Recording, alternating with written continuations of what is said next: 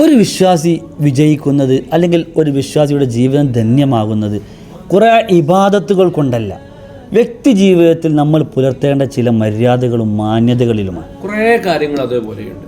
മറ്റൊരു വ്യക്തിയുടെ രഹസ്യങ്ങളിലേക്കോ അവൻ്റെ ഗോപ്യമായ കാര്യങ്ങളിലേക്കോ ചൊയ്ന്നന്വേഷിച്ചു പോകുക എന്ന് പറയുന്നത് ഒരു വിശ്വാസിക്ക് ഒരിക്കലും നല്ലൊരു രീതിയും ശീലവുമല്ല. നഹ്നു നഹ്കുമു ബില്ലവാഹിർ വല്ലാഹു യതവല്ല സറായിർ എന്ന് പറഞ്ഞില്ലേ. നമ്മളെപ്പോഴും പുറം കാര്യങ്ങളെ കൊണ്ട് നമ്മൾ വിധിക്കുകയും മനസ്സിലാക്കുകയും ചെയ്യുക. രഹസ്യങ്ങളൊക്കെ അള്ളാഹു നോക്കിക്കൊള്ളും. നമ്മൾ അതിൻ്റെ പിന്നാലെ പോകേണ്ട ആവശ്യമേ ഇല്ല. പുണ്യനബി പറഞ്ഞില്ലേ, മൻ സതറ മുസ്ലിമൻ സതറല്ലാഹു യൗമൽ ഖിയാമ.